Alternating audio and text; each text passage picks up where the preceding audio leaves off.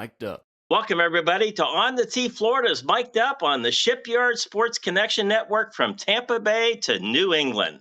I am John Reger, PJ Mic'd Up broadcaster, and your host of this episode called Wild Bill's PGA Tour Weather, coming to you from the Sea Dog Brewing Company's St. Augustine studio and the Backyard Golf Association studio in Gainesville, Florida. Hey, this week it's the CJ Cup from TPC Craig Ranch, just outside Dallas, Texas.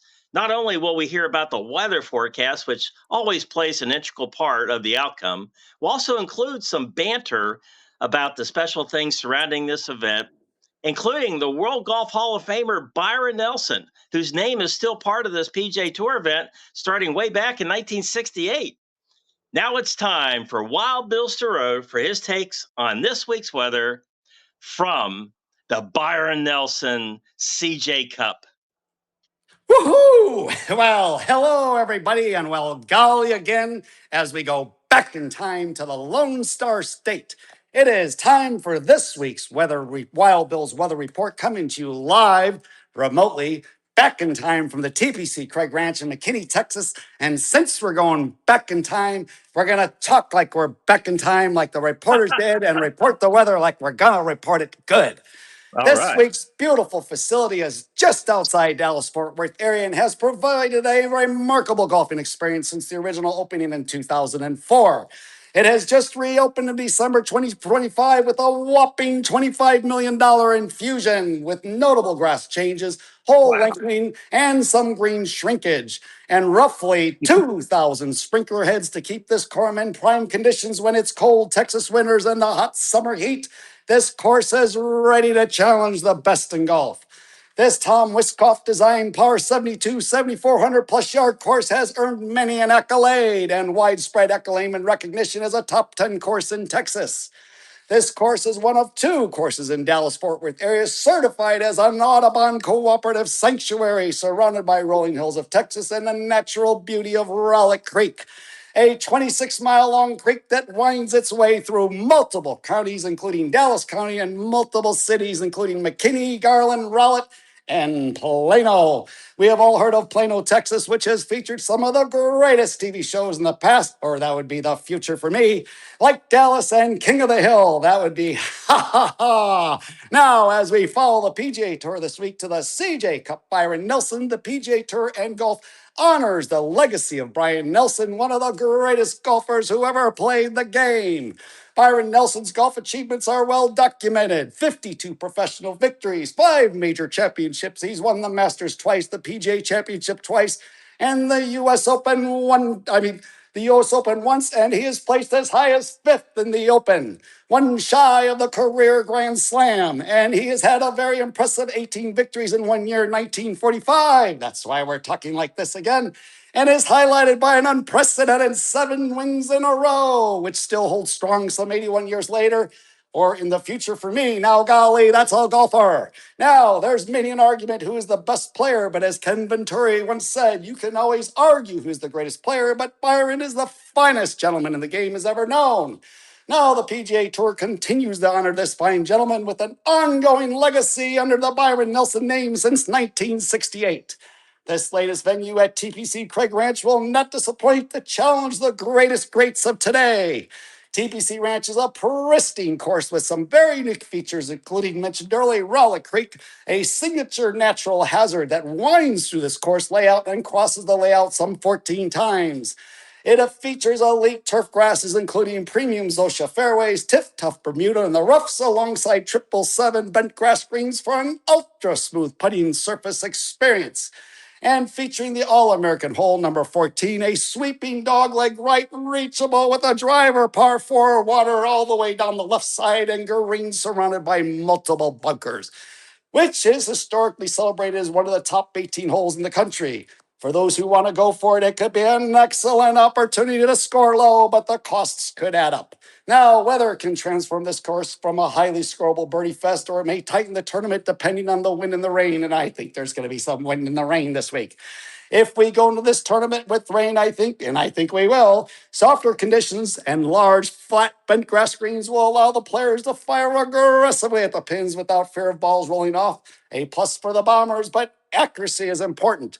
because those who hit the greens and keep it on the greens will score low. Those who hit the rough may have a rough time. Ha ha ha ha ha ha ha. Now, as the wind picks up, and I expect it will, spring breezes in North Texas can gust 10 to 25 miles an hour. And when Texas wind gets a going, club selection can become tricky and the scores can rise quite quickly. Ha ha. You like the way I rhymed like the old times there, huh? Countering the easy nature of this course by missing fairways and missing these big greens. That's how the numbers add up, John. Now, tempers are generally in the low 80s this time of year, keeping conditions comfortable, but rapid swings from cold mornings to hot and humid afternoons can affect ball carry and swing comfort. This week's weather for the CJ Cup Byron Nelson starts with an afternoon of rain on Wednesday and Wednesday night evening. And the rain continues all night, Wednesday night into Thursday morning, with thunderstorms starting early in the morning and pretty much continuing all day long. And they will continue into the evening until about midnight. And then we will start to have a very foggy overnight. Now, clouds will dissipate in the morning and we will see some sunshine peeking through, and the temps are expected to get up to 80s, and Friday's going to be our best day, but the rain starts back in the evening all night long and into Saturday morning, with chances of rain and thunderstorms about 50% as the day moves on. Some interruptions with a burst of an occasional sunshine. Now, Sunday looks a little bit better because I don't think there's going to be any lightning. And besides the fact you might get a little more sunshine, otherwise it's still going to be raining with a 60 to 70% chance all day long. Around 2 o'clock when the leaders are getting ready to tee off, it looks like it's going to be a rain fest. So expect some wet course conditions and a very high chance of rain and thunderstorms, with some periods of just rain and an occasional sunbeam showing through. And it appears when it's not lightning, it's still going to be wet. Now, that indicates that the fairways will be wet, bunkers will be heavy, and the greens will be soft, so drives may not roll as far, the sand may not fly as high, and it could be a slow boat to China to get the ball in the hole. So I'm predicting that those who are aggressive and accurate are going to be successful low scorers this weekend. So the wind, the rain, the lightning, and the timing between the raindrops and the storms and a little bit of luck, we may be the biggest factors of who wins this week, John. So the question is, will these wet conditions be conducive for a low score fest, or will the wind start pushing the balls into the roughs and the hazards that present, and maybe even into Rowlett Creek? Time will tell, and as always, weather will always play a major role this week on who is going to be the champion. And that, John, is Wild Bill's Golf Weather Report, coming to you live remotely from the past at TPC Craig Ranch and the CJ Cup Byron Nelson in McKinney, Texas, and the Backyard Golf Association. Wild Bill signing out. Back to you, John, and I'm coming back to the future.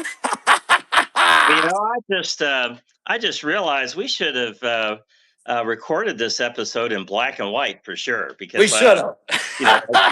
I think that the camera, the static, the piece of hair flying all over the lens and everything. And I can't quite pinpoint the era of the announcer. I know we're trying to hit for like 1945. Yeah, like the old radio TV shows, when the Martians were coming on that radio broadcast, stuff like that. Yeah. Well, I think it was. I think I can narrow this down. It's somewhere between the times of the Flintstones and the Jetsons, somewhere right in the middle of that.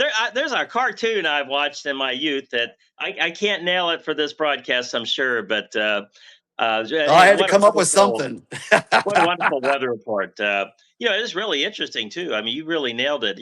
All this year, each week, we cover a PGA Tour event. We do some banter about it, where we're not just talking about, who's going to win the event and this, that, and the other, because you get that all week long. But, we try to pull some stuff out of there. One of the things that we did, and you'll see on our social media, if you go at On the Tee Florida or at Wild Bill Storoe or at John Reger PGA, you'll find our handles out there, but you'll find our social media. And today we featured, right before the broadcast on our social media, Byron Nelson. You talked about it, 1945, 18 victories, 11 in a row. What a special man that is. And it's something that this tournament still keeps his name on the tournament. And, at one time, it used to be really interesting. You used to have a lot of celebrities have their name on tournaments. It was the Glenn Campbell LA Open, Sammy Davis Hartford Open, Jackie Gleason Invery Classic.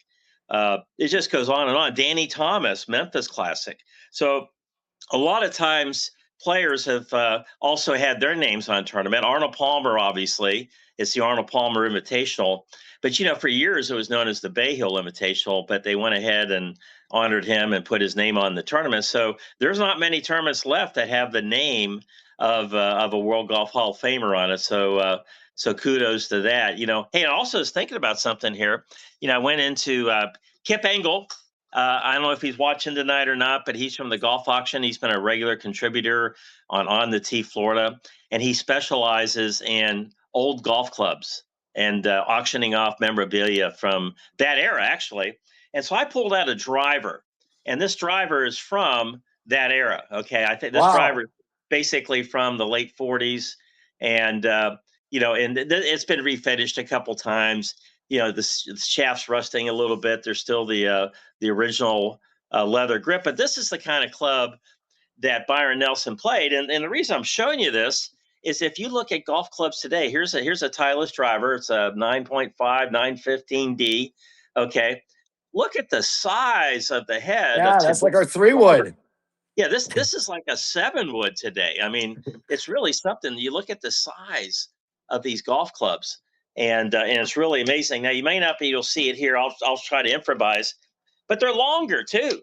I mean, they make golf clubs longer. This club is like, a couple inches longer than that club. Wow. So anyway, I just wanted to show our viewers out there, when you start talking about golf and you start talking about the players from yesteryear, and they always wonder how would Tiger Woods do against Bobby Jones or, Jack Nicklaus against Scotty Scheffler. Well, you can't compare the eras. Different eras, different golfers, different golfers. Yep. They're all great. So with that, I hope you had a nice history lesson learning about Byron Nelson, because I know when we were doing our show prep, you were trying to figure out who is this guy. But you know what? I learned a lot.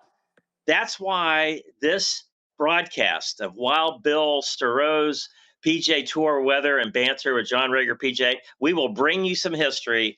And for those younger viewers out there, you'll get a little lesson on the past, because to be a good golfer in the future, you got to know who was a good golfer in the past and learn from them.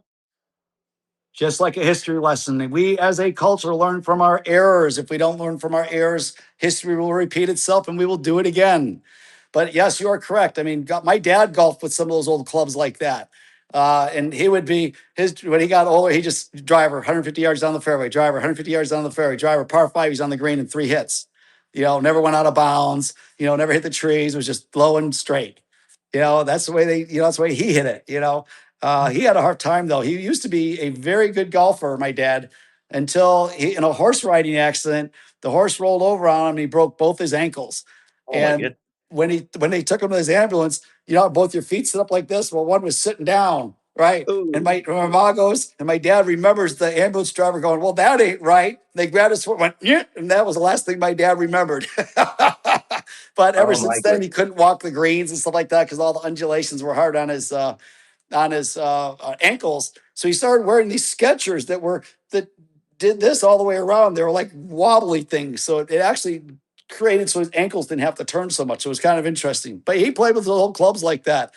And we sold him at a garage sale probably 15, 20 years ago when he wasn't coming down to golf anymore. And they were beat up old wooden clubs with that little brass plate right in the face. If they didn't hit that, they dented the wood. Well, Bill, back then. I'll tell you what, I appreciate you with your weekly costumes and dress of the day. And again, you've nailed. You're kind of in between the pre-World War II and post-World War II there. But those caps that you're wearing, that we call it a Ben Hogan cap as a golfer. But those are extremely stylish. They never go out of fashion. And so we appreciate you every week bringing us the costume. I'm not sure. Again, what we're going to do later on down the year, because there's some places big surprises. In fact, I'll be reporting in from the U.S. Open this year at Shinnecock Hills up in Southampton, New York, and it's the Shinnecock Indians. So I don't know what you're going to come up with there. We have to do something. We'll figure something out. All right. Well, there you have it. You've been listening to On the Tee Florida is Mic'd Up, featuring Wild Bill's golf weather and banter on the Shipyard Sports Connection Network from Tampa Bay to New England, brought to you by Sea Dog Brew Pub, Treasure Island. I'm your host, Mike Dupp broadcaster John Reger, PJ. Remember to always carry an umbrella in case it rains. See you next week, everybody.